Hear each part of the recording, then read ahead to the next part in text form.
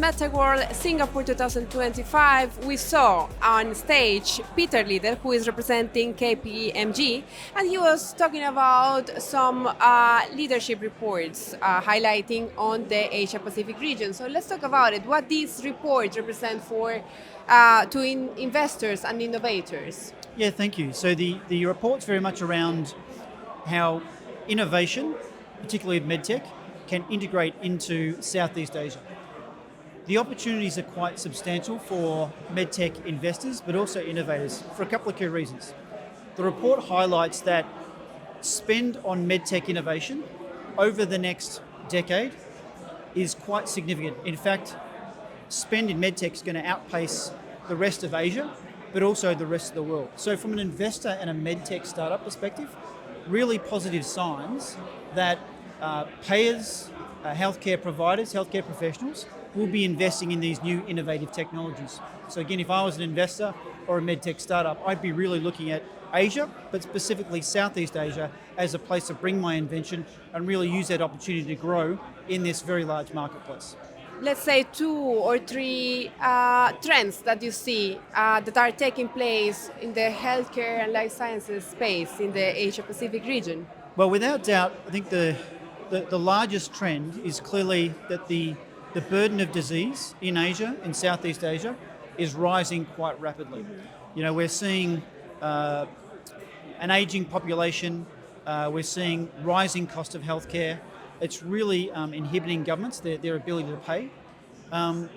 So we're seeing this unprecedented level of healthcare demand from patients, an inability for governments to support that, an inability for the payers, the healthcare insurances, but also individuals to pay for it.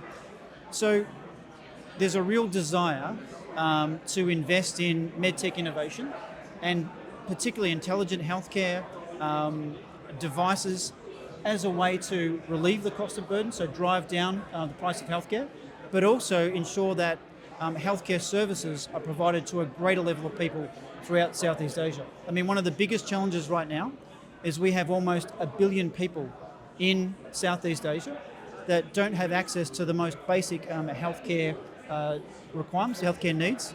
And so medtech provides the opportunity through intelligent healthcare to get out to a greater proportion of the population and provide those basic healthcare needs. When it comes to investment, where do you see capital flowing in the region? Yeah, look, capital is definitely flowing, obviously in the acquisition of healthcare assets.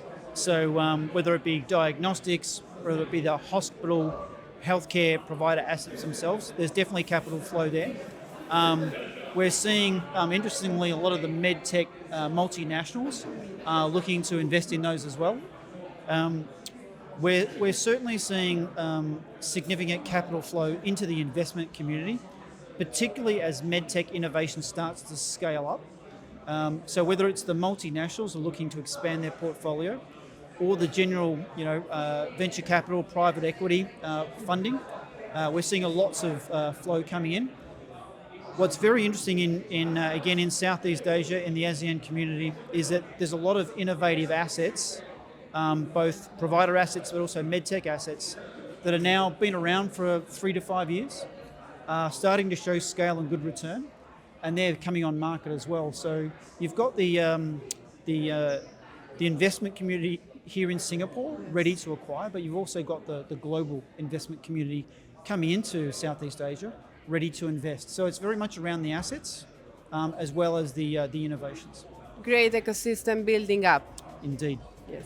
Thank you very much, Peter, and we hope to see you in other MedTech World events. Thank you so much. Thank you very much. Thank you.